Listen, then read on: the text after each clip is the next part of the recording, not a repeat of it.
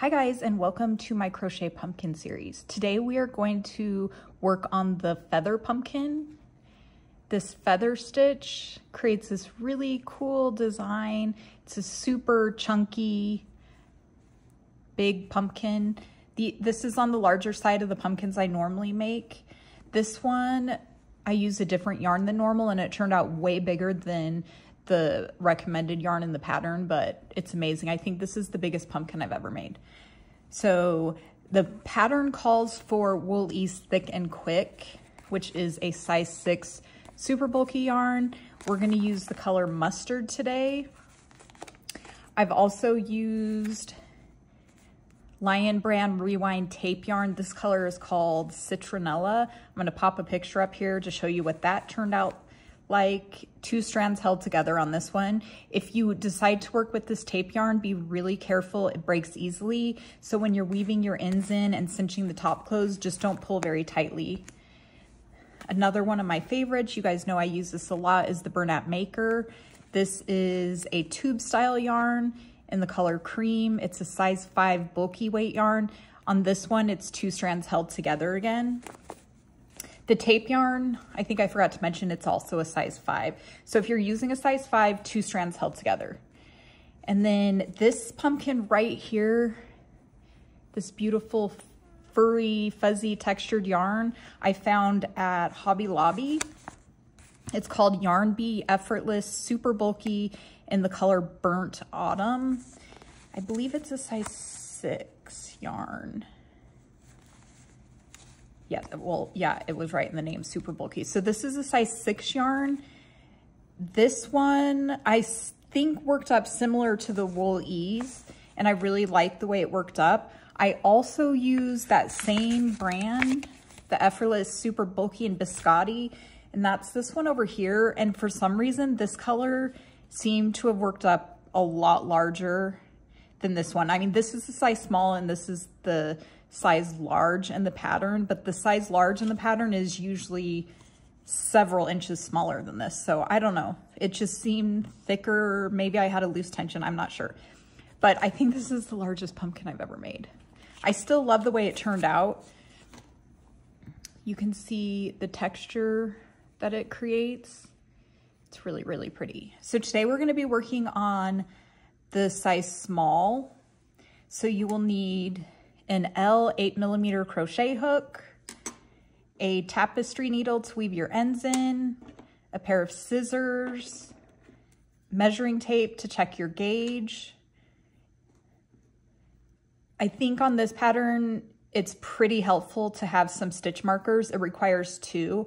Once you get the hang of the pattern, you might not need the stitch markers, but it is a tricky pattern and I think it's very, very helpful. So definitely have a few of those.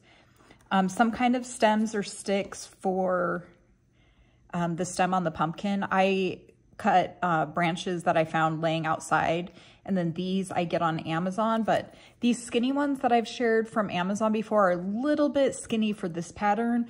So I would probably recommend something thicker, like a wine cork, a thicker stick, whatever you have lying around. And then twine if you want to put some bows on there, or ribbon, any kind of embellishments you want. And then some Poly-fil, and you need a hot glue gun or some kind of glue to glue the sticks in place. So I'm going to get everything set up and I will meet you back here in a minute. Okay, so we are going to get started on the size small. You need just a long enough beginning tail to weave your end in. And then we're going to create a magic ring, which is also known as a magic circle. So take the tail, wrap it around your finger twice, insert your hook under both loops, yarn over, pull up a loop, and then chain 1 to secure that circle closed. So we're going to work 10 half double crochet in the circle. So yarn over, insert your hook into the circle, yarn over, pull up a loop, yarn over and pull through all 3 loops on your hook. Again, yarn over, insert your hook into the circle, yarn over, pull up a loop, yarn over, pull through all 3 loops on your hook. So we just keep going all the way around until we have 10 stitches total. So that's 1, 2, 3, 4, 5, 6, 7, 8, 9, and 10. And then pull the tail to close the circle. And then join to the first stitch with a slip stitch. The beginning chain does not count as a stitch. Okay, so for round 2, it's an increase round, and we're gonna do 2 half double crochet in each stitch around. So chain 1, again, it does not count as a stitch. Half double crochet in that first stitch, and then another half double crochet in that first stitch. And then 2 half double crochet in the next. This is just a basic increase, 2 in the next. And we continue that around until we have 20 stitches total. Let me see, 1, 2, 3, 4, 5, 6, 7, 8, 9. Oh, I forgot to count the first one. 1, 2, 3, 4, 5, 6, 7, 8, 9, 10. Don't forget to count that first one. 12, 13, 14, 15, 16, 17, 18, 19, and 20. And again, join to the first half double crochet with a slip stitch. Okay, so we want 30 total stitches on the base. So we're gonna do one more increase round. So it's chain 1, it's one half double crochet in the first stitch, 2 half double crochet in the next stitch, and you repeat that around for 30 total stitches.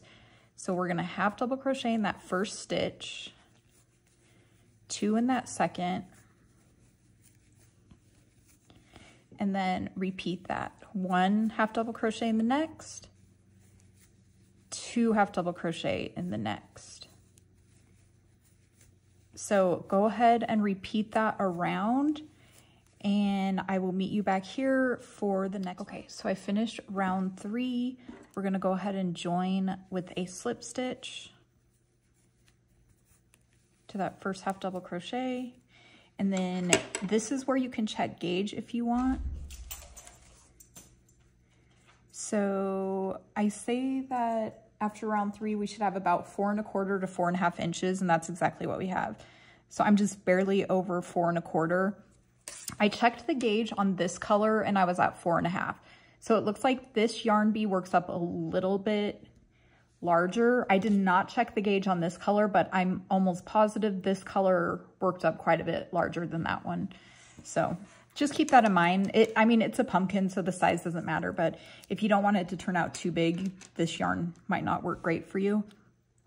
So if you're doing the larger size, we would do one more increase round and go up to 40 stitches. So you would just half double crochet in the first 2 stitches and then 2 half double crochet in the 3rd stitch and then repeat that around. But we are going to start on the sides. So this next size is really easy. It's the part we create to prepare ourselves for the feather stitch. So you're going to chain 1 and then half double crochet in that first stitch, and then you chain 1 and you skip the next stitch. Then you half double crochet in the next stitch. Chain 1, skip the next stitch, half double crochet in the next stitch. You just repeat that all the way around, and you'll notice these skip stitches right here. Kind of make a mental note in the back of your mind because we're going to be working in these stitches again. And then the chain 1s that we create make this little opening right here. This is called a chain space. So instead of working into these chains on the next round, we actually work in the entire chain space. So we wrap the yarn around this entire space and insert our hook there.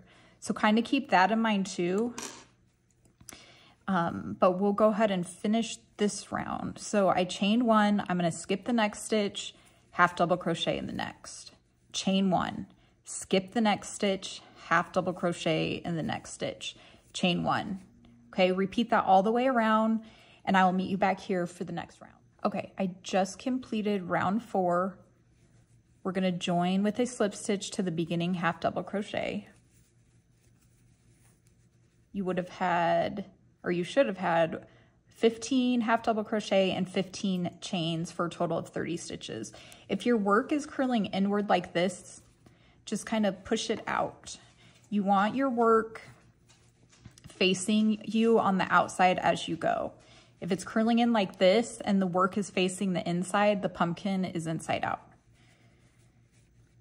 Okay, so we're gonna start that feather stitch, and it's a little bit tricky, but we're gonna go slow and we will get through it. So first you chain 1.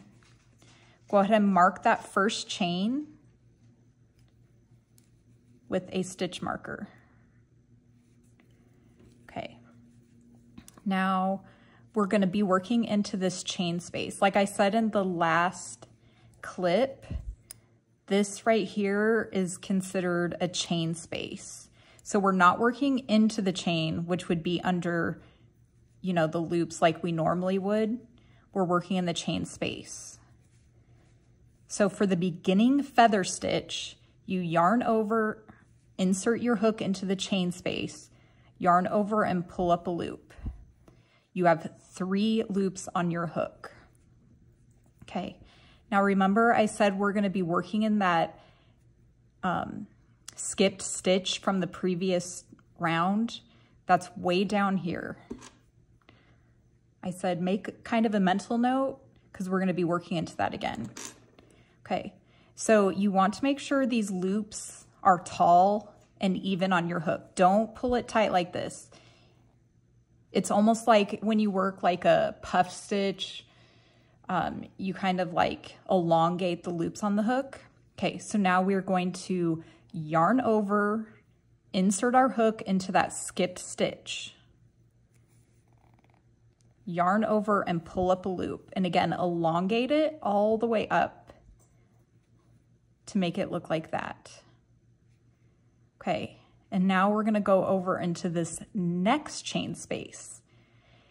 So we still haven't pulled through these loops. You should have 5 loops on your hook.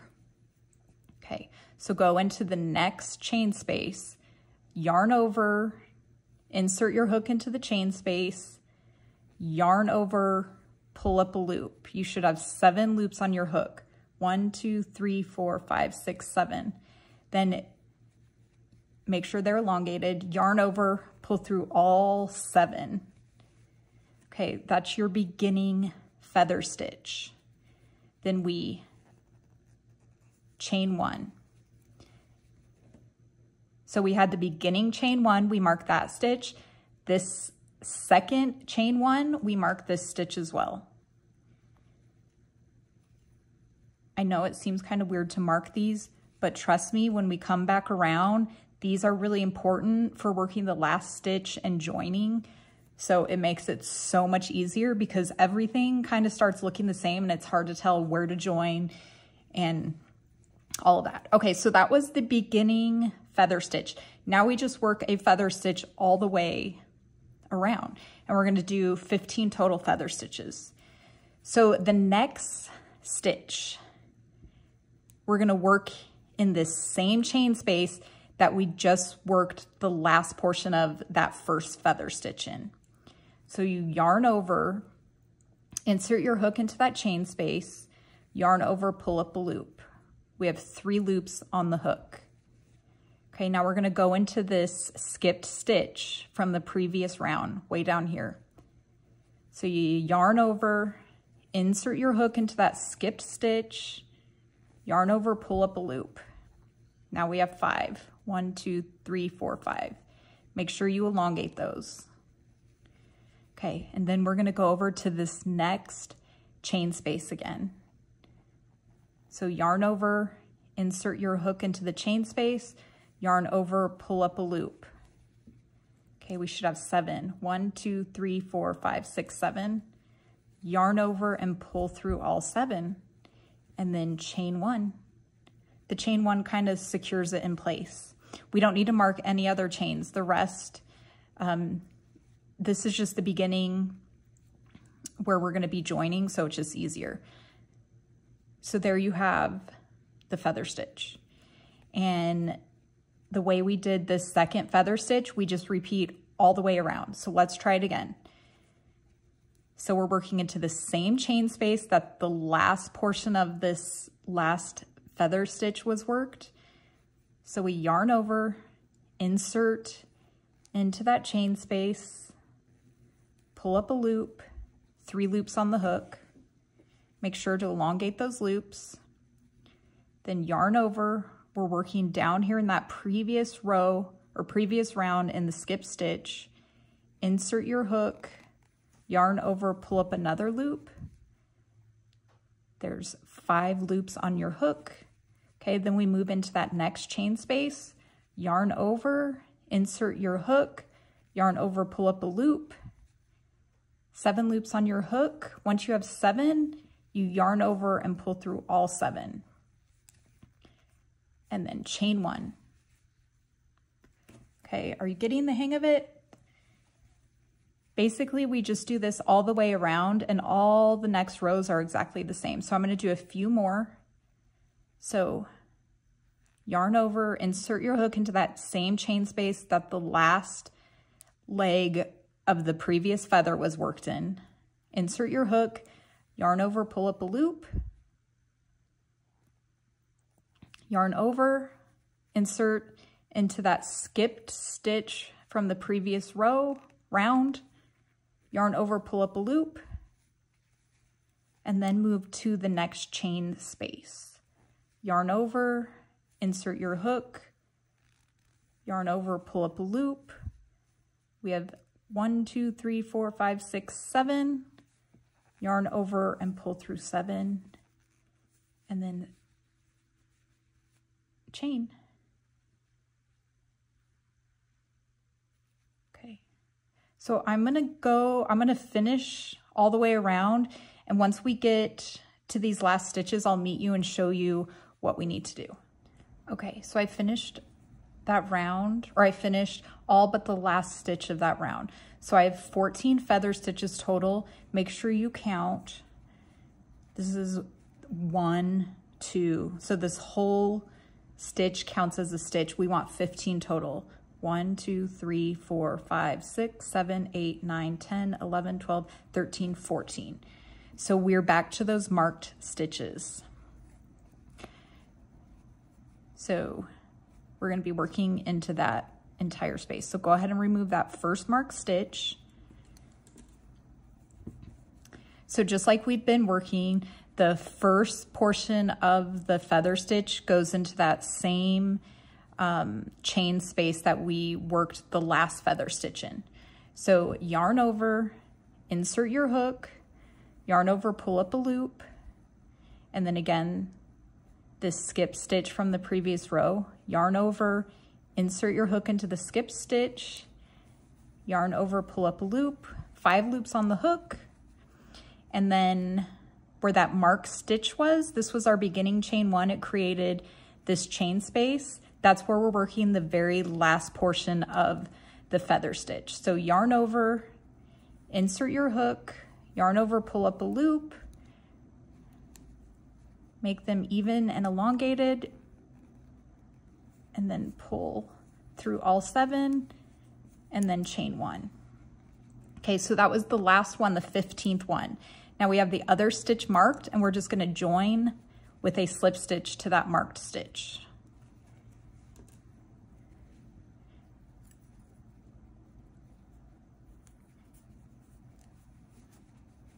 And that joins the round.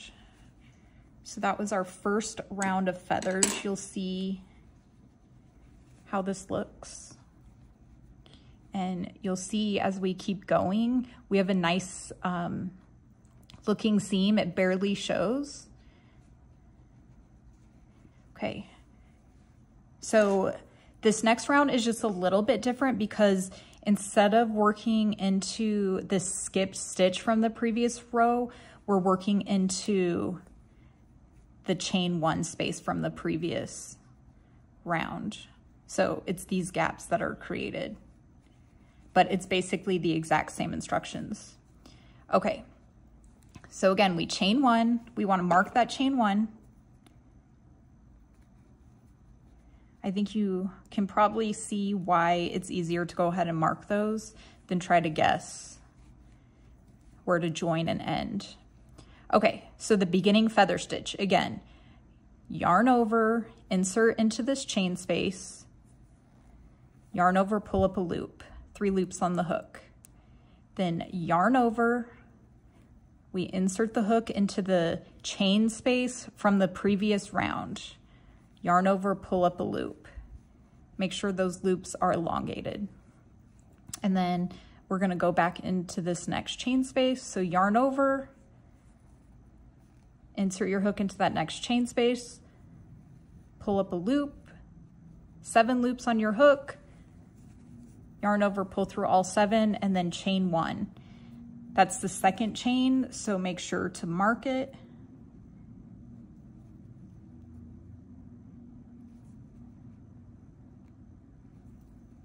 Okay, and then, so that's the beginning feather chain or feather stitch. Now we're gonna just move on to the traditional feather stitches. This is just called the beginning feather stitch because it's the first one, so you're not working in to the same stitch as your previous one, so that's the only difference.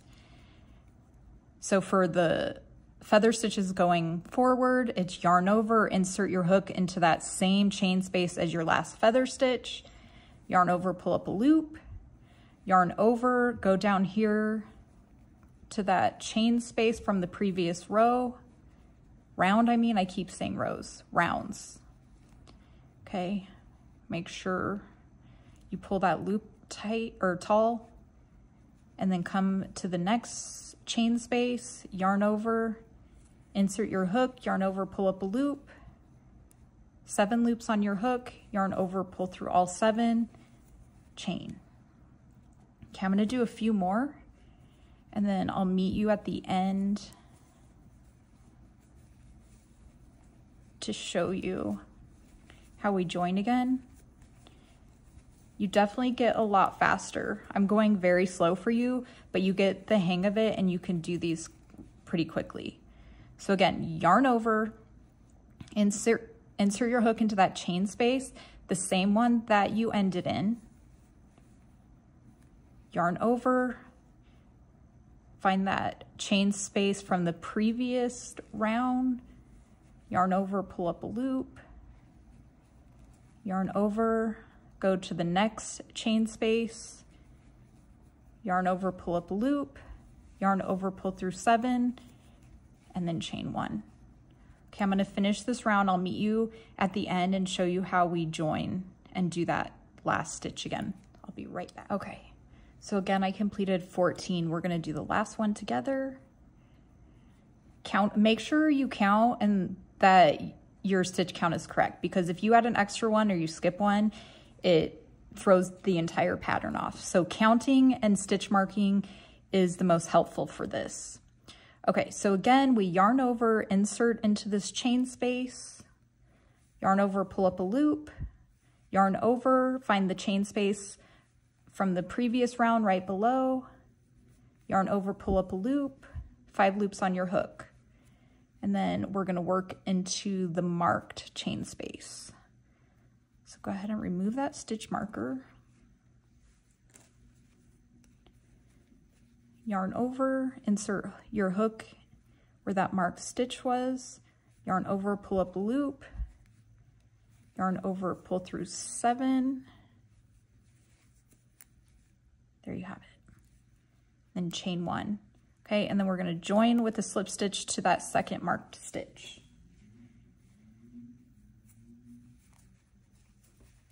Okay, so you'll see it coming together. This is what it looks like.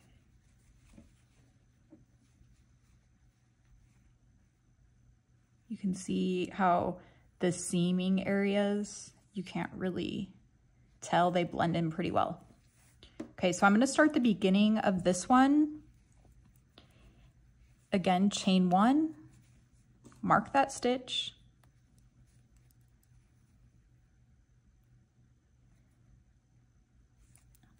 this is exactly like the round we just worked. So yarn over, insert your hook into that first chain space, pull up a loop, 3 loops on your hook, yarn over, find that chain space from the previous round.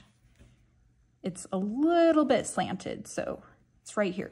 I mean, you'll notice, you'll get the hang of where it needs to be because it's going to be a hole right there. You can see there's a hole.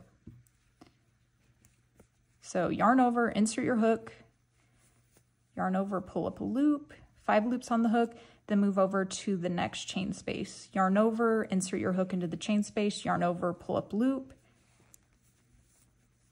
pull through all 7 and chain 1, mark that chain 1. So the beginning chain 1 and the second chain 1 are what you mark. So I'll do one more. So insert your hook, yarn over, pull up a loop, yarn over, insert it into the previous chains or the previous row's chain space, yarn over, pull up a loop, yarn over, find the next chain space, insert your hook, yarn over, pull up a loop, yarn over, pull through 7 and chain 1. Okay, so we want 5 total rounds of feather stitches. We're on the 3rd round. And so we want to finish this 3rd round and create 2 more. It's exactly the same as these last few rounds. So I'm gonna go ahead and finish that up and we will finish this pumpkin up. I'll meet you back here. Okay, so I just finished the last round of feather stitches. You should have 9 rounds total right now. 5 of those were the feather stitch. So you will notice a slight curve. That's what it should look like. And this is where we join. So you can see it's a pretty seamless join. So you can stuff it now or you can stuff later. Go ahead, if you haven't weaved the beginning tail end, go ahead and weave that in. I'm gonna stuff it afterwards because I think there's enough room in the opening. Okay, so we have 15 stitches total. We're gonna do an invisible single crochet decrease around. So the first stitch is a chain 1, and we're just gonna single crochet in that first stitch since we have an odd amount of stitches. The rest of the stitches are gonna be the single crochet decrease, invisible decrease. So for that stitch, you find the front loop. So this would be back, or both loops. This is the front and this is the back. For the single crochet invisible decrease, we work in the front loops only. So you insert your hook under the front loop of the next stitch, and then you insert your hook into the front loop of the next stitch. Yarn over, pull through 2 loops, yarn over and pull through 2. Okay, and you just do that all the way around.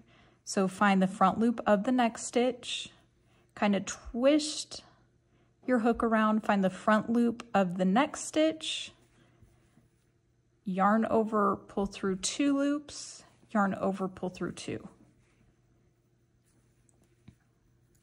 So you just do that all the way around.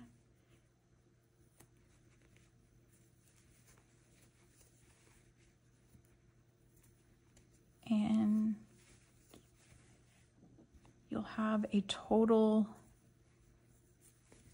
of 15 single crochet when you're done. So I'm gonna go ahead and finish this round up and meet you back here.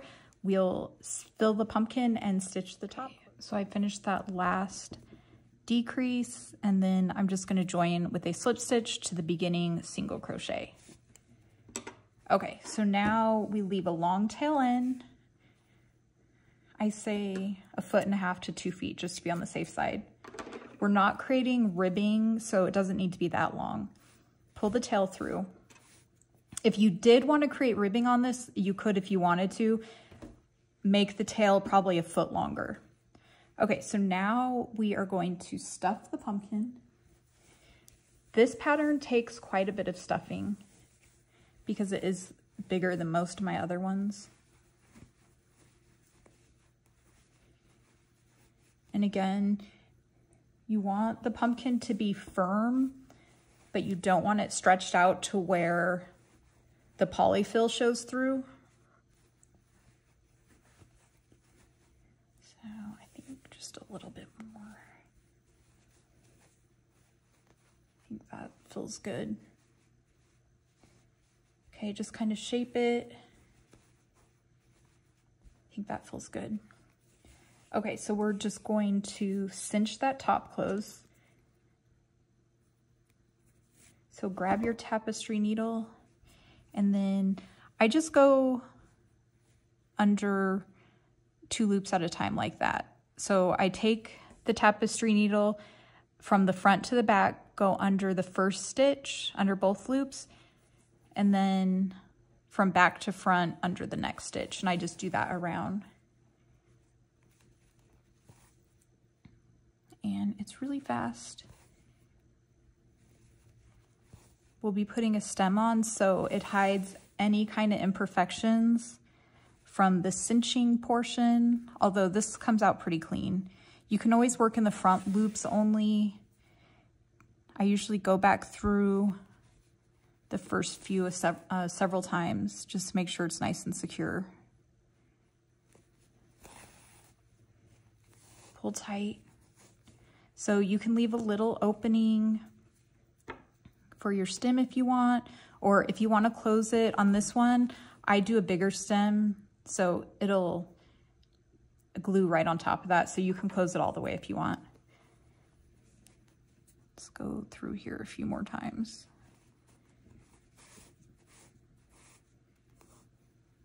Okay, so once you have it nice and secure, I like to create a little indent down like that. So I take my needle and push it through the center, kind of off to the side here. Push it all the way to the bottom, off-centered a little bit. And then I insert it in the center and go back up through the center. And then just push it down to create an indent. You can do it a second time if you want. If it seems good enough the first time, that's fine. I'm gonna go ahead and do it a second time. So again, just kind of go off-centered. Try to get it on the opposite side this time. And again, through the top center. And you just pull it through. Gives it that nice pumpkin shape. And then you just weave in your end. I usually go around the top. The top and the bottom are always tighter where that, like the magic ring and the closure is. So I always try to go through the tightest stitches first so that it's really nice and secure. Then I go down the side. Don't pull tight when you're going down the side. You don't want to cinch the side tight. You just want it nice and loose. And then go around that magic ring around the bottom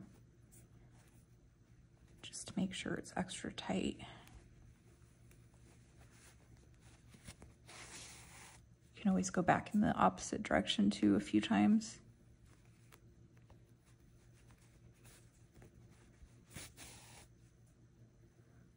I think we're good. Okay, then you just cut your tail off. And that's the bottom of the pumpkin. This is the top. That's what it looks like. You just give it a nice shape.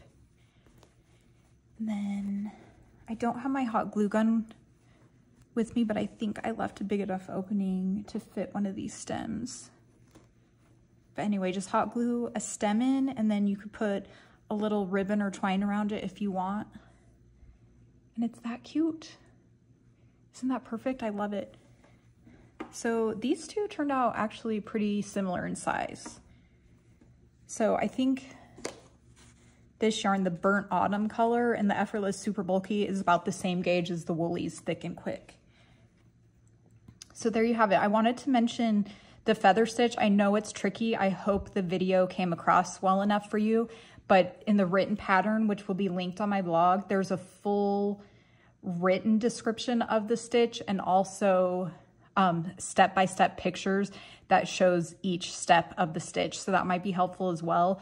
I also have another YouTube video dedicated specifically to working this stitch in the round, so it might be helpful as well. And I will get all the links to everything below. And I hope you guys have a nice day. I will see you soon.